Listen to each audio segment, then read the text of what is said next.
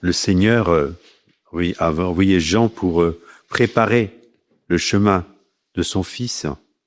Et c'est la grandeur de notre vie d'enfant de Dieu, de nous remettre en quelque sorte dans les bras du Père. Tout vient de Dieu, tout dépend de lui, mais aussi de notre bonne volonté. La grâce fait que c'est le Seigneur qui a l'initiative, et ensuite nous devons accueillir cette grâce. Nous devons en toute liberté nous laisser porter par le Seigneur en quelque sorte, qui va faire fructifier en nos cœurs sa grâce.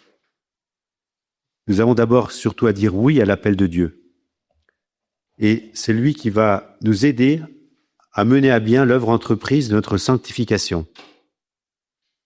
Le l'Avent, préparation à Noël, le carême à la fête de Pâques, les temps de pénitence marqués par la chasuble violette que nous portons, mais en même temps, il y a un aspect de joie, parce que en Marie est déjà accompli le mystère.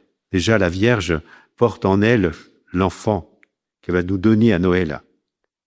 Et le Seigneur nous dit d'abord de rechercher le Seigneur toujours dans la pauvreté de cœur et l'humilité. Ne crains pas, je viens à ton secours. En notre vie, gardons confiance, quelles que soient les épreuves que nous avons à traverser. Il faut passer par bien des épreuves pour parvenir dans le royaume de Dieu, dans les Actes des Apôtres.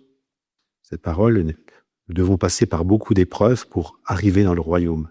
Mais laissons-nous saisir et transfigurer par l'amour de Dieu. Mettons notre joie en lui. Avec Marie, avec Jean-Baptiste, tous les justes, nous pourrons alors nous émerveiller de ce que la main du Seigneur réalise. La Vierge le dit dans le Magnificat, le Seigneur fait pour moi des merveilles, saint est son nom. À l'appel du précurseur, nous avons à penser que déjà nous sommes en présence de Dieu. D'ailleurs, nous allons le recevoir. Chaque Eucharistie rend présent le Christ. Ceci est mon corps, ceci est mon sang. Présence réelle du Seigneur.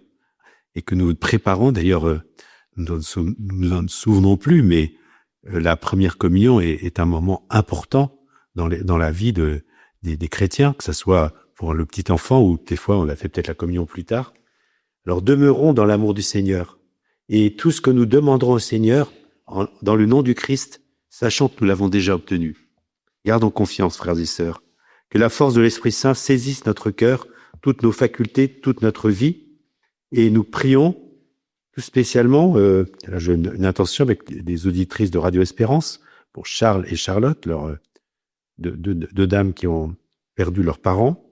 Prions pour Charles et Charlotte, mais on va prier aussi pour le Père Jean Mazenot, qui, religieux de Saint-Paul, a donné sa vie au Seigneur, notamment dans la mission, avant de revenir en France. Et certainement, prions pour que le Seigneur l'accueille dans son royaume.